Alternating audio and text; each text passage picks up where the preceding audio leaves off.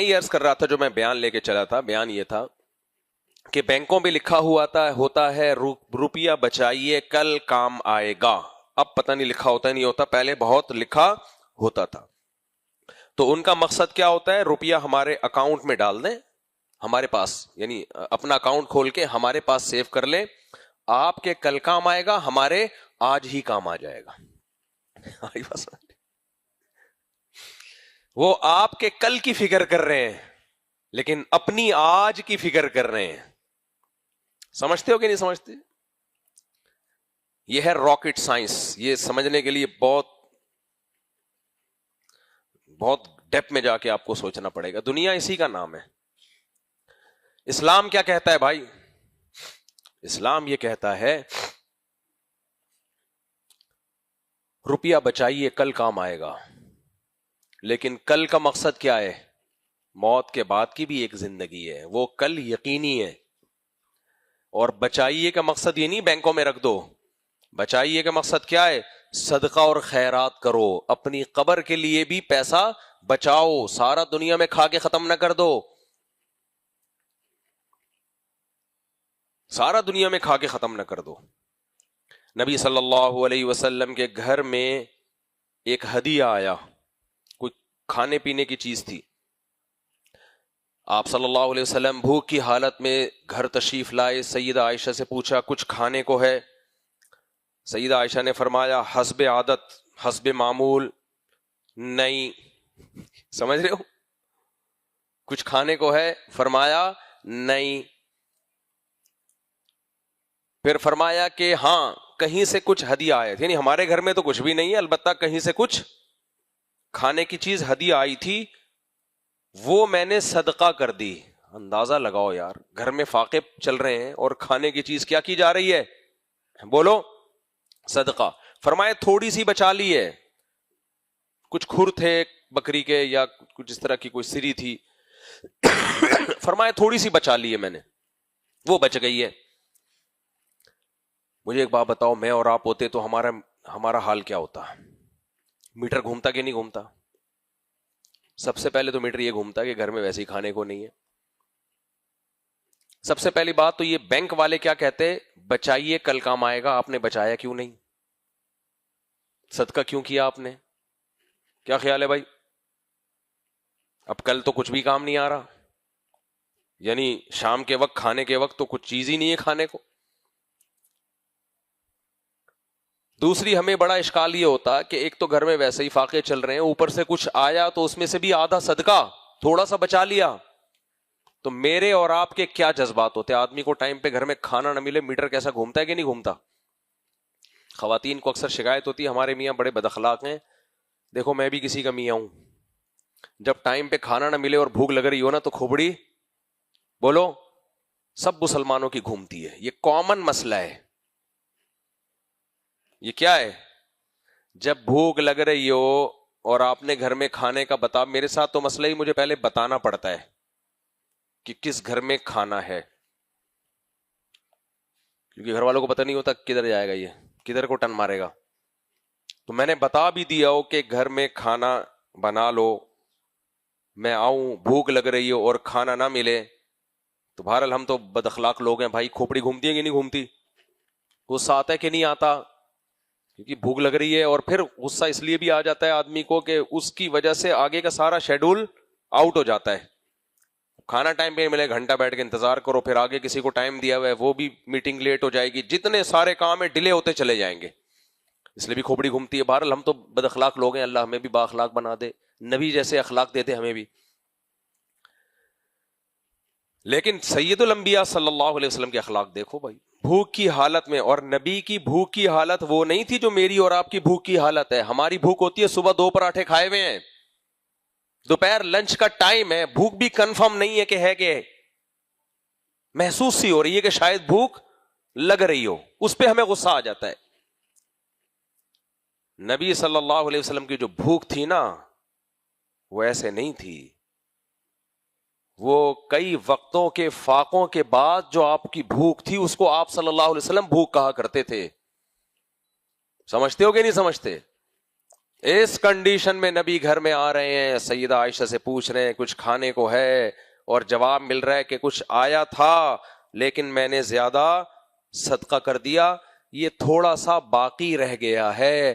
اور نبی کو غصہ بولو نہیں آ رہا, بلکہ اپریشیٹ کر رہے ہیں, تعریف کر رہے ہیں, اے عائشہ تم جو کہہ رہی ہو یہ تھوڑا سا باقی ہے, باقی وہ ہے جو صدقہ کر دیا, یہ تو ضائع ہو جائے گا. ضائع کا مطلب ختم ہو جائے گا. نہیں آئی میرا خیال ہے بات. پہلے زمانے میں ایسا ہوتا تھا, تبھی تو نبی صلی اللہ علیہ وسلم کامیاب لیڈر تھے. اپنے لیے بھوک, افلاس, استغنا, دوسروں کے لیے کہ ان کو صدقہ کیا جائے. دیکھو امی عائشہ نے جن کو صدقہ کیا ان کو بھی تو نبی جا کے کہہ سکتے تھے کہ جیسے میں فاقے میں رہتا ہوں تم بھی فاقے میں رہا کرو, تم کیوں صدقہ لے رہے ہو, کہہ سکتے تھے ہی نہیں کہہ سکتے تھے. ان کو نہیں آپ نے کہا, کیوں بھائی دوسروں کے لیے اصول شریعت کے, پیٹ بھرو اس کا, اس کو بھوکا مت رکھو. بنو تمیم سے کچھ صحابی آئے نبی صلی اللہ علیہ وسلم کی خدمت میں, ان کے چہروں سے فاقے کے اثرات تھے, لگتا تھا کہ یہ بہت مسکین ہے, غریب ہیں. حدیث میں نبی صلی اللہ علیہ وسلم نے ان کے لیے چندہ جمع کرنا شروع کیا. صحابہ سے کہا ان کا خیال کرو, ان کے چہروں سے فاقہ جھلک رہا ہے. جس صحابی کو گھر میں جو چیز ملی, کوئی کھجوریں لا رہا ہے, کوئی پنیر لا رہا ہے, جو کچھ ملا اٹھا کے لائے, اور ایسے کہتے رومال میں ان کے لیے مال جمع ہو گیا. آپ صلی اللہ علیہ وسلم کا چہرہ خوشی سے چمکنے لگا. دوسروں کے لیے نبی کا اصول یہ تھا. اپنے لیے کیا اصول ہے کہ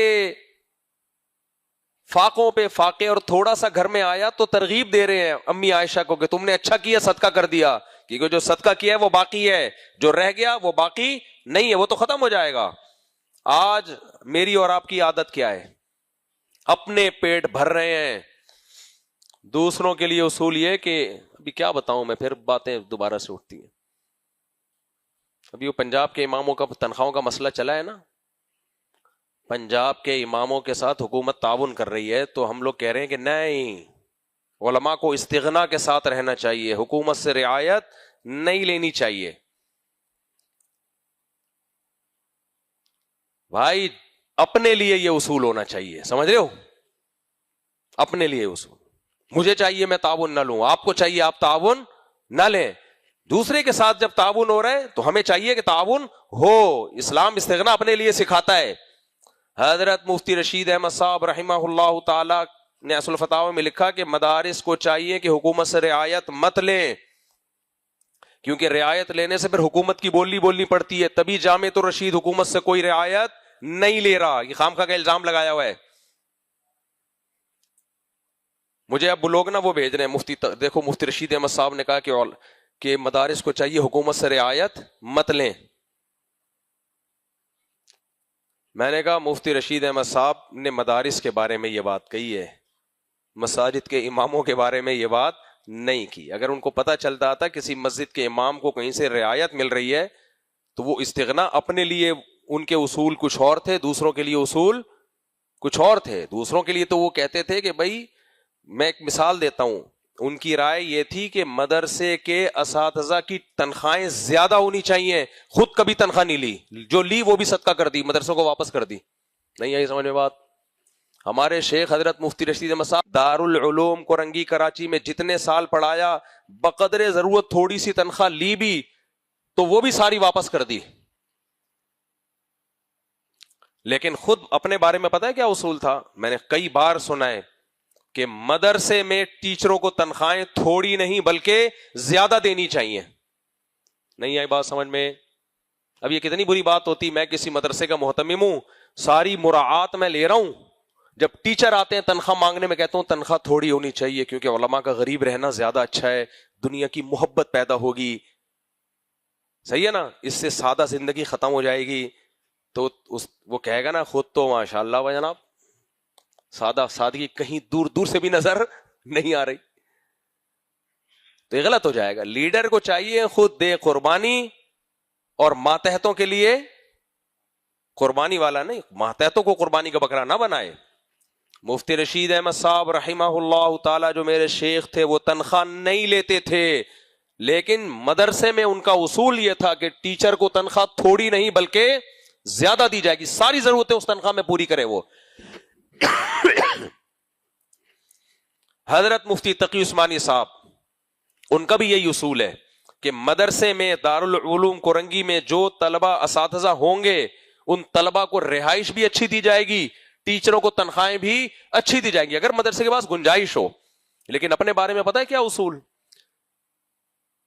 وفاقی شرعی عدالت کے جج جب تک رہے ہیں حکومت سے 1 روپیہ بھی وصول بولو نہیں کیا، حالانکہ وفاقی شرعی عدالت کے جج کی تنخواہ ٹھیک ٹھاک ہوتی ہے، نہیں لی۔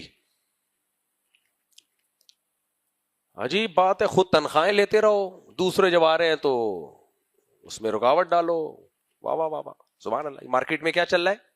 یہ ایسا ہی ہے، میاں اپنی بیوی کو سمجھا رہا ہے بیگم سادہ زندگی اختیار کرنی چاہیے، خود 3 پیس سوٹ اور ٹائی میں گھوم رہے۔ بیگم سادہ خوراک کھانی چاہیے، مسور کی دال، کھچڑی ہمارے نبی کی سادہ خوراک تھی، اور خود اس کے سامنے کیا کھا رہا ہے؟ نہاری۔ تو بیگم مان لے گی؟